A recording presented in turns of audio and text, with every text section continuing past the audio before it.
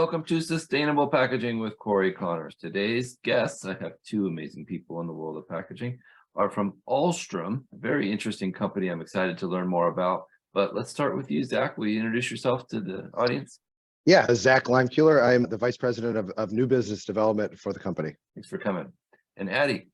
Yes, I'm Addie Teeters. I'm Head of Marketing Communications and Public Affairs based in North America, but I do a lot with our global food packaging business. So we're really excited to be here today. Thank you so much. Which one of you wants to tell me what this company is and what you do?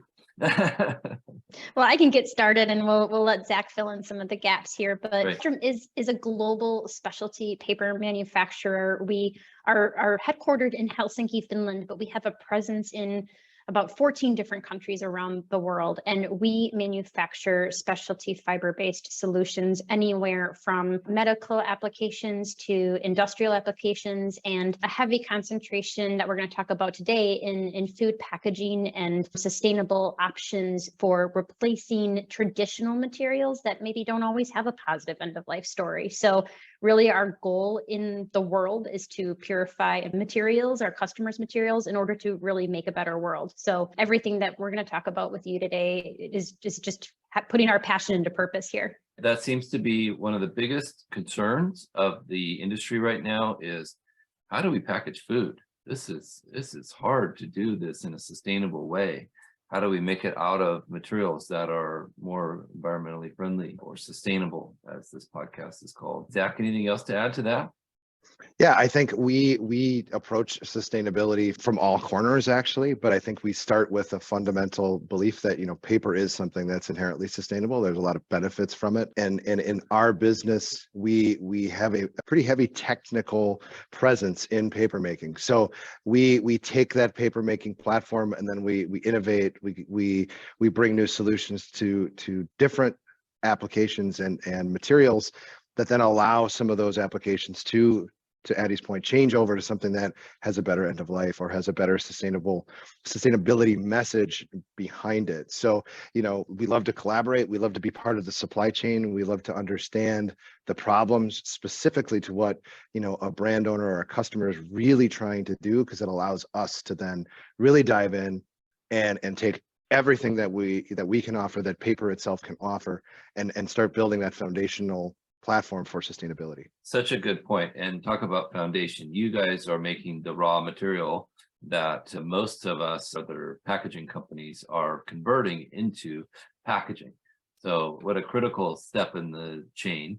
And let's talk about that a little bit more. So you're providing rolls of paper to different kinds of companies that are making paper pouches and mailers and things like that. Is that what I'm understanding? Yeah, and I think we are fairly far back in the supply chain. So we are supplying rolls of material that then always get to some level further converted.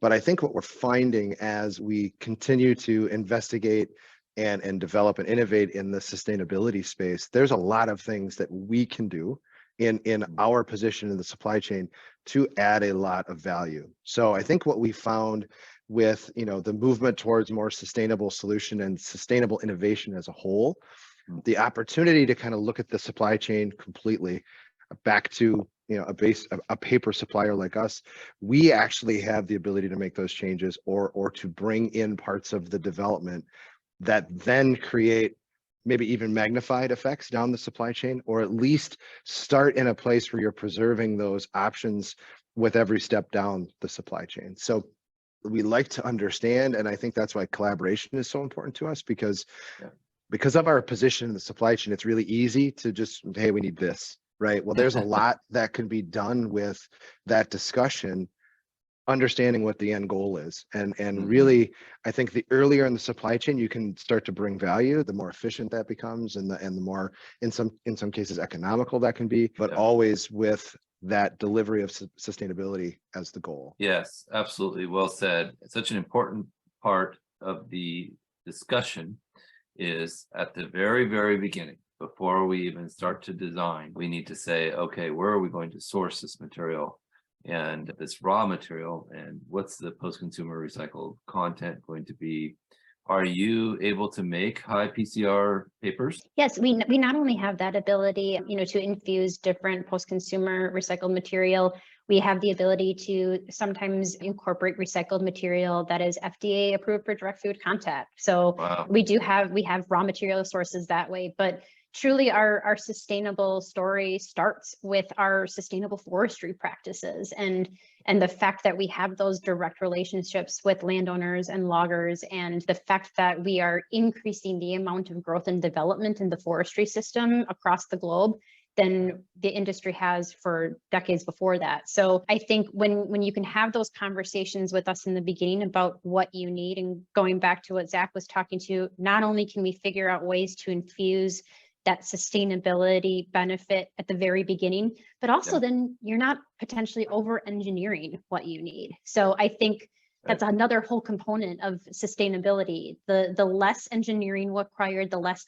perhaps coatings or additional converting that's developed. If you can minimize that, you're reducing footprints all over the place. So having those conversations with us in the beginning is only going to help you achieve that more sustainable end product. That's an important part of this whole discussion, is the number of steps involved in the creation of packaging. And if you can start with a raw material that is stout enough to handle a one pass through a converting machine, instead of having to be more gentle with it or something, or having to laminate these materials together. That's a really good point, Addie. I hadn't thought of that, to design for the manufacturing process. Well done. And I think when we look at that too, we have a rich history of producing materials like this. So that's one of the things we do as well. We go back to, we used to manufacture products before the age of some of these things that are viewed as less than sustainable today. So before plastics, before certain chemistry. So we can go back to that knowledge and understand, how did that work in the past? What were the performance requirements there? And how do we continue to change and bring modern pieces to that to kind of continue that learning? But then again, to your point, Cory, making sure that we're looking at that overall sustainability and use kind of view of the product. And if there's more value we can add in our process and our converter can add in their process, we may take one, maybe two, maybe three steps out of a supply chain that not only create a sustainable benefit, but also create efficiency and all other, kind of economic factors that the brand owners and the customers, and at the end of the day, consumers can benefit from. Well, I think you raised such an important point there, Zach, when you were talking about just almost going back to the roots of what we know as paper makers or as innovators or manufacturers. I think what comes with innovation so often is the overthinking. And, I think a really good example where we have kind of gone back to our roots in sustainable packaging is with a proprietary floral-free technology that we have created to reduce the use of PFAS in grease-resistant materials. And we kind of were the first in the industry to crack this code. And a lot of what we did was we went back to those roots. We used to make grease-resistant food packaging papers decades and decades ago, before these chemicals were even invented. And so by just going back to the roots of this art of paper making and the art of manufacturing, if you think about it, original manufacturing of goods just was inherently sustainable because things weren't overthought or over-engineered. So I think innovation is fantastic, and we need to continue to innovate as much as we can, but let's not overthink it, and let's make sure we're just meeting the needs in the most sustainable way possible. And sometimes that means a simpler option. Yeah. Very, very good point. And such an interesting thought. In this podcast, we've talked many times about how we're going back to things that we used to do. We're going back to the milkman idea, where we're reusable bottles for milk. It worked. Why did we mess with it? It was such a sustainable option. And to have this process that was ingrained in our society. And, same thing with wine. You can have refillable wine bottles. Why not? What are we doing? Why does it have to be single use? And so to use paper and in a way that we used to do that was better than it is now, this is music to my ears. I love it. Yeah. Can you guys think of a product out in the retail environment that maybe the listeners would know that's your paper? Yeah, I think a really easy example and something that I think we've spent a lot of time on is microwave popcorn. Oh, So yeah. if you look at, it's something that, everyone knows, everyone, has a relationship with. It's a big market in the United States for sure. Yeah. And it was something in the recent past that was looked upon as, being a bad actor potentially because of the chemistry required to achieve the performance that you needed for that bag of basically melted butter to sit on a store shelf for months on end and not leak. And I think what we've done over time, and it was something that I think we're very proud of, is there was a lot of people in the market saying you can't do that without PFAS and the chemistry Right. that today is people are concerned about. And we were able to be part of that solution. And it's a really interesting dynamic of how that came about globally, because we were actually part of a brand pulling product off their shelves and really creating a challenge to the industry to say, fix this or we won't sell it. Good for And them. we were able to work with our customers and replace that in less than 3 months.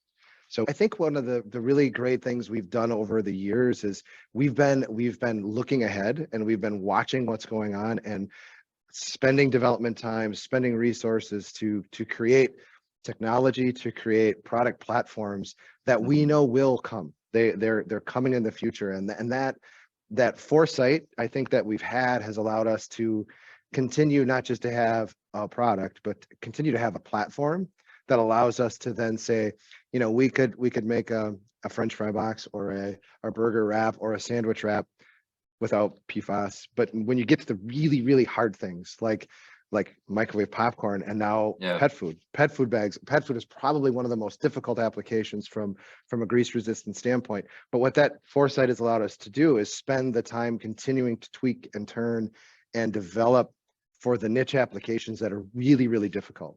So that as the market's ready to switch, we're right here waiting for the customers and allowing those changes to happen as customers, as brands, as the market moves. It's exciting to hear, and many break rooms around the country. Thank you for what you've done. A lot of people are big fans of microwave popcorn. I see why. It sure smells good and tastes good. Addie, you mentioned from plastic to purpose. I don't know if that was intentional or not, but I would love to hear about this campaign and what you've started.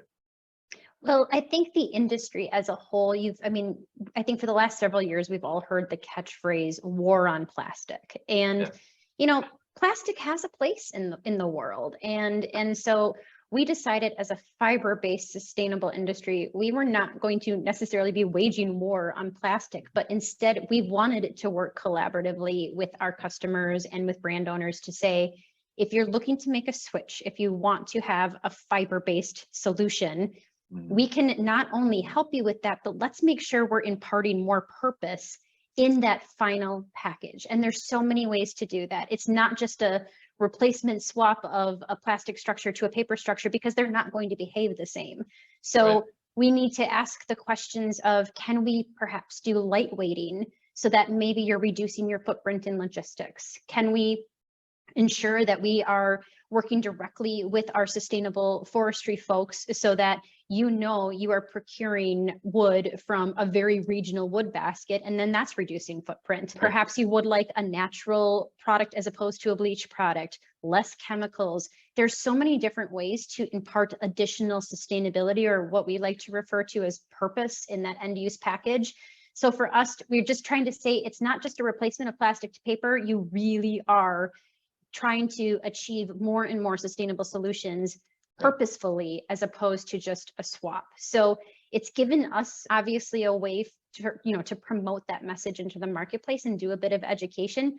But I think internally it's also expanded our brains and challenged us as well to say, okay, we're not going to just settle for the one simple solution. We're going to continuously try to dig and find ways that we can make this base paper solution even better, so that our converters and brand owners have a truly sustainable piece that they're proud of at the end of the supply chain. It sounds like you're not waiting around for customers to come up with ideas. How are you inventing these new ideas? You have a group of peers? Yes, so we have, again, we're a global company with a global R&D platform. I would say R&D is very core to the DNA of our company as a whole. We have two R&D plants located in France that I would say are as good as any R&D site you will find in the paper industry for sure, and I would argue in a lot of industries. A really core building block setup of technologies and capabilities that are within our facilities that we can then use to tweak and turn and build these new products. But we also take, I would say, are very hands-on. So our business kind of platform is application specific, and we have resources in all of our geographies, in all of our plants that really understand what is this product being used for. So is this product something that goes into microwave popcorn? Because it's not just about grease resistance, it's how does it fold? How does it print? How does it receive adhesive? There's all these parts to it that complicate, the simple problem at the end of the day you're trying to solve. So using that combination of really deep application understanding and business, integration with our customers, as well as that added R&D, research-driven pipeline of materials that we can start to pull and play with and look at differently. It really is unique for us, and I think has set us apart in the recent past of having those tools to our advantage. And I think as we look at plastic to purpose, one of the core parts we're really trying to solve is how do you make paper have the same performance barrier to properties as many films do. And that is a really good synergy of that application understanding, that deep historical rooted in our capabilities knowledge with these modern new materials that are coming into play. And different approaches that we can combine to kind of take the best of both historical hands-on knowledge with new technology. And I think it sets us up to have some pretty exciting developments. It does sound exciting. Do you, and Addie, you can maybe start with this one. Are there any trends in the world of sustainable packaging that are exciting to you and your company? Oh my gosh, so many. You might have to hold me back here, but I love it. Yeah, bring them on. one of the most exciting trends in an area where I'm already starting to see us make an impact is using existing manufacturing lines and making this swap. So we've been able to perhaps crack the code a little bit on where traditional films, wraps, non-recyclable substrates could be replaced with a 100% cellulose fiber-based solution, and it actually can run on that existing manufacturing equipment. So for us, that not only allows us to help the end user, that brand owner, to develop what do they need for a positive end of life package, but it really does truly help our converting partners as well. I mean, we're as a globe, we're starting to potentially see some recession times in the coming year, and we all need to be smart with our manufacturing practices and with the equipment, the existing equipment that we have. So when I start to see these trends come forward, and I get excited to think if we can not only develop the positive end of life for the brand owner, but we actually can work with our converting partners to run our substrates on their existing equipment and really work with them to do that. To me, that's actually reducing the footprint in itself, because we're not having to force ourselves to invent new equipment just to run a new sustainable product that we're not even sure would work. That to test it, right? I remember at the last Sustainable Packaging Coalition event, they were talking about the exact same thing, how they had to invest $50 million in a new machine to run some new pouches, and it wasn't even working yet. They're still, they're still figuring that out. So these massive investments are being made, and we're thankful for that. But I really like this mindset a lot more. Hey, let's make this substrate work on the machine we have. And let's figure that out. Now we're talking about sustainability. I like that. And I think we also, obviously we've seen the movement of the end of life. I think that's where paper has a really good story. And again, I think what's been really exciting and interesting for us is we've learned, I would say in the last 4 or 5 years, we've really learned about, okay, what does this require? How do we design for compostability? How do we design for recyclability? And I think now there's a lot of industry movement and there's a lot of discussion around that. And I think what's also exciting for us is I would say we've taken a different approach in a lot of these conversations. We lend our expertise. We don't sit in a discussion and tell someone that we don't think they're right, or we don't think they have the right solution. We really try to work and say, okay, this is what you're trying to do. Here's the way you can get there. We've really had a lot of fun, Addie and I, over the last few years with the NGO community, and with all kinds of different, I would say, counterparts and teammates that are somewhat unique to our position in the industry. And I think it's really exciting, because as these market dynamics shift, as these requirements shift, we're in a position where we're learning a lot and we're sharing our knowledge, and it's almost like open innovation. It's almost like we're all in, pulling the rope the same direction. And I think that's why we talk so much about collaboration, and that ability to kind of let our guards down. Obviously, everyone wants to protect their IP, and everyone wants to make sure you have a business case, and that's important. But allowing everybody to sit at the table and really be open to say, this is what I'm trying to do. Here's the piece I can control. Here's the piece you can control. And if we all do it together, I think we're in that environment right now where it's super exciting. I think from our position to say, whatever that market trend is, whatever that end of life requirement is, carbon footprint, even, how do we all sit at that table and have a discussion, and finding ourselves, the ability to be at that table, lends a lot of value to that whole supply chain, I think. So it's a really exciting time to be a paper nerd for us. I mean, we are that way. I mean, and it's just an opportunity to have that play a role, and have a really good, really positive long-term future in packaging. I absolutely agree with what you're saying. It's an amazing time to be a packaging nerd. I never thought it would be as valuable as it has been for people like the three of us, and most of the people I've interviewed on this podcast. We're making major impacts on the world with this knowledge that we've had in our brains for a long time. And it's nice to see people actually taking all of this very seriously. And we're going to see more and more laws that say, well, you can't do it that way anymore. Figure it out, or you're done. And it's exciting to see companies preparing for that by moving to more sustainable packaging. Well, and I think it's important. You raise a really good point, Cory, that as some of those regulations are being evolved, or as some of those legislative bodies are considering enough is enough, we have to start doing something different in terms of our waste streams, make sure to engage the manufacturers, because you want to make sure that we right size the regulation so that you're not regulating yourselves potentially out of all of your sustainable packaging streams. So I think that, when Zach said we were talking to the NGO community, that's part of the reason why we do that, because we want to be able to help those folks so passionate about it get to the right place. But there's a way to do it so that you're not completely regulating yourselves out of an entire packaging solution. So I think there's a way we can all work together to achieve the same goal. Very, very true. We have to take a look at it holistically before we start making these laws and changes, because if we're not ready to replace the quote unquote unsustainable or less sustainable packaging, we better pump the brakes a little bit here, because there's nothing sustainable about rotten food and starving people. That's not cool. So exactly, you need to take a look at it at the holistic approach, right? Right. Well, this has been great. Any hilarious stories or jokes you want to tell before we're done?